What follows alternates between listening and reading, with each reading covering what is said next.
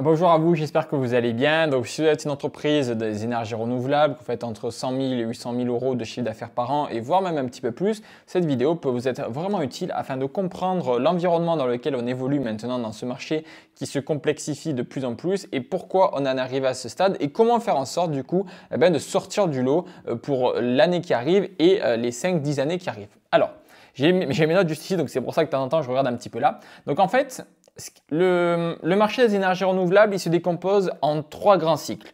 Le premier cycle, en fait, c'est de 2000 à 2010, où là, c'est un petit peu la création du marché. Où là, en fait, le seul fait d'exister et d'avoir une entreprise dans les énergies renouvelables, ça suffisait à avoir des clients parce qu'il y avait tellement peu d'offres par rapport à la demande. Il suffisait juste que vous existez, que vous avez les compétences à ce moment-là pour créer l'entreprise et vous avez des clients et de la croissance. Donc ça, c'est le marché de 2000 à 2010.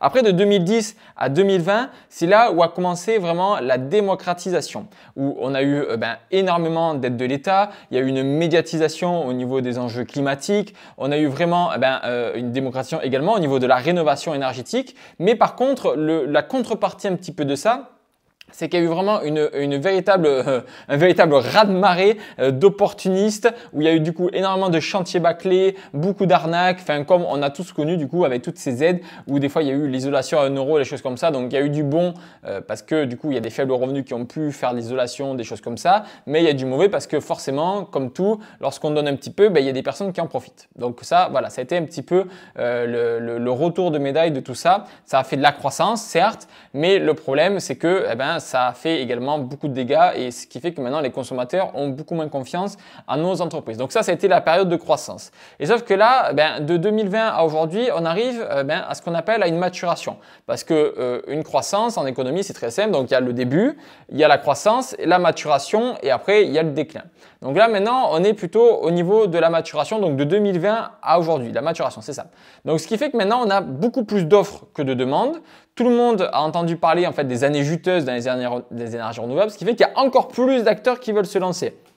Et moi qui ai beaucoup d'appels de personnes dans les énergies renouvelables tous les jours, de chefs d'entreprise, il y a beaucoup de salariés de ces périodes-là maintenant qui se lancent parce qu'ils ont vu qu'il y a eu énormément de chantiers, énormément d'argent qui a été gagné. Et maintenant, ces salariés-là d'entreprises d'énergie renouvelable, des commerciaux, des techniciens, ils se lancent à leur compte pour faire leur propre entreprise parce qu'ils ont vu que le marché était très juteux. Alors le problème de ça, c'est que du coup, il y a de plus en plus d'offres, de moins en moins de demandes également parce que les gens ils se sont équipés à un moment donné. Il y a également les primes rénov qui sont réduites petit à petit, quoique là, en ce moment, on est le 4 octobre et j'ai vu que la pompe à chaleur a été vachement revalorisée. Comme quoi, c'est pas non plus terminé. Après, le problème, c'est qu'étant donné qu'il y a beaucoup de concurrence, il y a une guerre des prix qui se déclenche parce que chaque nouveau acteur qui veut rentrer, il a besoin de pénétrer le marché. Et en règle générale, les personnes qui veulent pénétrer le marché, ils font des prix bas.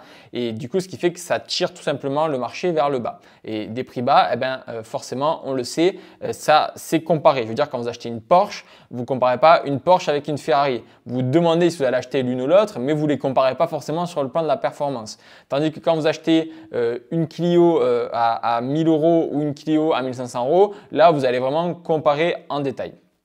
Donc, ce qui fait que ce que fait tout le monde maintenant, c'est que c'est la course à celui qui va faire le prix le plus bas et qui va donner le plus de prestations. Donc, du coup, ce qui fait que toutes nos entreprises, elles perdent de la rentabilité, elles perdent de la marge et donc, c'est ce qui fait qu'il y a de plus en plus de sociétés dans ce secteur qui sont en difficulté. Et donc, du coup, le problème de ça, c'est que maintenant, le client, il voit plus la différence entre un bon installateur et un mauvais. Pour lui, c'est juste une question de prix. Alors maintenant, comment on peut faire pour sortir un petit peu de cette situation? Parce qu'on est tous dans ce cas-là dans les énergies renouvelables, que ce soit dans le panneau solaire, dans le poêle, peu importe, on est tous dans ce cas-là. Alors déjà, la première solution, c'est de se spécialiser. Parce que quand on arrive dans un marché de saturation qui est maturé, il faut se spécialiser. Par exemple, si je prends moi l'exemple de ma boîte de conseil, si demain je dis, parce qu'il y en a énormément de personnes qui font ce que je fais dans plein de secteurs divers et variés, mais si demain je dis, moi j'aide les entreprises à se développer, je parle à personne. Je veux dire, personne ne va venir me voir. Par contre, le discours que j'ai et que j'ai eu par exemple au tout début pour pénétrer le marché, c'est ok, si vous avez une société de poêle à bois et poêle à granulés, que vous faites entre X milliers d'euros de chiffre d'affaires et X milliers d'euros de chiffre d'affaires, je peux vous aider. Donc là, du coup, ce qui fait que naturellement, vous êtes beaucoup plus concerné. Et donc, j'ai eu de la croissance dans ce secteur-là. Et maintenant, j'ai ouvert aux sociétés d'énergie renouvelable parce que j'ai réussi à pénétrer le marché, que maintenant j'ai de la preuve sociale, que tout marche très bien, que la méthodologie est extrêmement rentable et efficace pour les entreprises. Et bien, c'est exactement pareil, la même chose pour vous. Vous, si à l'heure d'aujourd'hui, par exemple, vous vendez par exemple des poêles à bois et des poêles à granulés, il y a de très grandes chances que dans tout ce que vous vendez, il y ait un segment de tout ça qui vous rapporte beaucoup plus d'argent que de l'autre. Par exemple, j'ai des clients, ils vendent 80% de poêles à granulés, 20% de poêles à bois. Donc là, on peut partir du constat de dire, ok, pourquoi pas, on se spécialiserait pas dans le poêle à granulés. Ce qui fait que là, quand quelqu'un cherche un poêle à granulés, si elle a le choix entre une société, lambda qui fait du poêle à bois, du poêle à granulés, et une société qui fait exclusivement du poêle à granulés, naturellement, la personne va valoriser beaucoup plus la société qui fait du poêle à granulés que celle qui fait un petit peu tout. Et surtout, vous allez pouvoir vendre plus cher parce que du coup, vous allez pouvoir vous mettre en position d'expert. Et c'est ça aussi, on va faire la différence pour avoir plus de marge et pour être choisi beaucoup plus facilement. Alors, je ne dis pas qu'il ne faut pas vendre de poêle à bois, du coup, lorsqu'on adopte ce positionnement, mais par contre, dans la communication, on se positionne en expert. Vous allez voir que quoi qu'il arrive, il y aura des personnes qui viendront vous voir quand même pour du poêle à bois. Donc, on se positionne en expert, ce qui fait que de suite, on sort du marché. Parce que maintenant, on n'est plus en concurrence face à tous les vendeurs de poêle à bois et poêle à granulés et contre tous les magasins. On est en concurrence contre nous-mêmes parce qu'en fait, vous serez quasiment les seuls à avoir pris ce segment précis dans votre secteur d'activité et dans votre secteur géographique. Et donc là, du coup, vous n'avez plus de concurrence. Ce qui fait que lorsque vous allez en rendez-vous, vous pouvez beaucoup plus facilement vous défendre parce que vous dites, regardez, il n'y a que moi dans votre secteur géographique qui est expert dans le poêle à granulés. Ce qui fait qu'avec moi, vous aurez un service beaucoup plus qualitatif. Si vous avez un SAV, j'ai très peu de poêles en catalogue, ce qui fait que je peux être beaucoup plus réactif et je connais les produits parfaitement. Tandis que mes confrères qui ont 50 produits sur leur catalogue, ils ne peuvent pas connaître tous les produits. Et donc, ça fait que vos services, ils sont beaucoup plus valorisés et vous pouvez vendre beaucoup plus cher et donc vous êtes beaucoup plus différencié. Donc ça, c'est la première manière d'arriver à se différencier. La deuxième manière pour se dire, et ça vous pouvez le faire dans tous les secteurs, que ce soit dans le panneau solaire, vraiment dans tous les secteurs. Par exemple, dans le panneau solaire, vous pouvez dire que je suis spécialisé pour l'installation de panneaux solaires pour les agriculteurs, par exemple. Voilà. Donc vraiment, ça peut se faire à tout type de secteur. Le deuxième point, c'est d'arrêter de vendre de la caractéristique, mais de vendre de la transformation. Vos clients ne sont pas des techniciens. Ils ne savent pas qu'est-ce que c'est un micro-ondulateur. Ils ne savent pas qu'est-ce que c'est, par exemple, un déflecteur pour les poêles. Ils savent rien du tout ça. Ils en ont rien à faire que le rendement d'un poêle soit de 89 ou de 90%. Ça, c'est juste des éléments rationnels pour se rationaliser la prise de décision d'achat après avoir signé le bon de commande.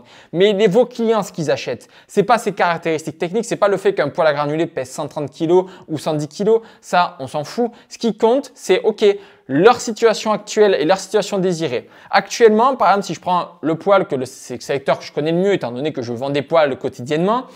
Par exemple, les poêles, nos clients, ils ont envie d'avoir un système de chauffage qui, quand ils rentrent chez eux en hiver, ils aient chaud, ils aient pas froid, leur facture d'électricité, elle diminue, qu'ils aient une chaleur douce et chaleureuse et que ça leur fasse un foyer sympa dans leur maison. Point. Et ça, peu importe le poêle, il suffit juste de mettre le poêle qui va leur donner ça et c'est tout. Peu importe après que la caractéristique technique, c'est pas important parce que la seule chose qu'ils vont voir, c'est le résultat, c'est la transformation. Et je peux encore reprendre, par exemple, si on prend par exemple un agent de voyage qui vend un voyage aux Maldives. Si on prend l'exemple d'un agent de voyage qui vendrait sur de la caractéristique comme vous faites vous à l'heure actuelle, il dirait « Ah ben oui, les Maldives, l'économie, elle se porte très bien, le climat, il est de 30 degrés, la géopolitique, elle est plutôt stable et en plus de ça, il y a 6 heures d'avion, donc c'est plutôt correct. » Non, un vendeur qui vend un voyage aux Maldives, il ne vend pas ça. Il vend le fait que lorsque le soir, vous allez prendre votre apéro avec le coucher de soleil, les pieds dans le sable avec un cocktail, c'est ça qui vous vend. C'est pas les caractéristiques techniques. Vous, c'est exactement la même chose dans le secteur des poêles. Et si vous faites ça avant tout le monde, vous avez également largement plus vous différencier. Nous, par exemple, avec notre société de poêles, on ne se présente pas comme une société de poêle à bois et de poêle à granulés. On se présente comme l'entreprise qui va vous permettre d'économiser, de réduire votre facture d'électricité et qui va vous rendre indépendant énergétiquement. Et là, le positionnement, il est complètement différent. Déjà, on est les seuls à avoir ce positionnement. Donc, naturellement, on ressort dans l'esprit des consommateurs. Et on peut également vendre beaucoup plus cher parce qu'on est toujours plus cher que nos confrères, mais on peut vendre plus cher parce qu'on a cet aspect de différenciation. Et après, le troisième point, eh ben, c'est tout simplement d'avoir un positionnement premium qui est assuré. Et ça, des fois, on a un petit peu peur de vendre plus cher parce qu'on sous-valorise notre expertise, mais vous avez des mains en or, vous êtes très très fort dans votre domaine, vous payez des assurances décennales, donc vous avez des frais et il faut assumer ces frais-là. Et pour ça, il ne faut pas hésiter à avoir un positionnement premium. Et ça, je peux vous le garantir, ça ne change rien au niveau de votre volumétrie de clients. Et bien au contraire, le fait de vendre cher, vous allez avoir des clients de bien meilleure qualité. Et je sais de quoi je parle parce que dans notre structure à nous, on est passé d'une marge à 43-45% à plus de 65% aujourd'hui en 4 ans. Et on a le même volume, mais par contre, on a une qualité de client qui est exceptionnelle et en plus de ça, on a des marges qui sont beaucoup plus élevées. Et je vais vous donner un exemple d'un confrère, enfin d'un chef d'entreprise que je connais qui fait du nettoyage de toiture. Ce chef d'entreprise, il était assez surpris parce que, en fait, il avait fait un devis pour un nettoyage de toiture, il avait facturé 2000 euros. Et il a fait un devis à 2000 euros. Il y a un concurrent à lui qui est venu le lendemain et qui a fait un devis à 8000 euros. Et c'était les mêmes prestations, exactement la même chose. Mais par contre, le client final, lui, il a travaillé avec l'entreprise à 8000 euros. Pourquoi? Parce qu'il s'est dit, l'autre, il est tellement peu cher, l'écart, il est tellement grand qu'il a l'impression d'aller avoir de la mauvaise qualité.